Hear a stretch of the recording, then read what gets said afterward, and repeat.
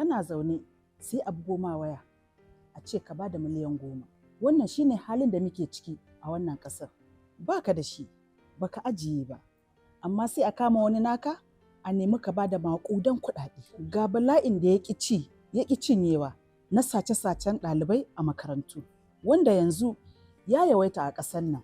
Me isa waɗannan abubuwan suke faruwa a ƙasar nan? Me isa abubuwan suka fi faruwa a yankunan da suke da ma'adanai? Me isa gwamnati take nuna rashin kulawa ƙarara a abin da ya shafi yankin arewacin Najeriya?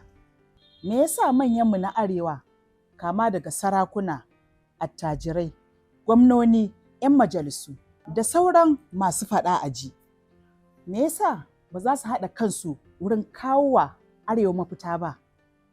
Ko dai kowa buƙatar kansa ya sani, ya kamata talaka ya san ƙarfi da yaji aka sa shi halin da yake ciki. K1 Kannywood Women Association of Nigeria. 'Yan arewa mu farka.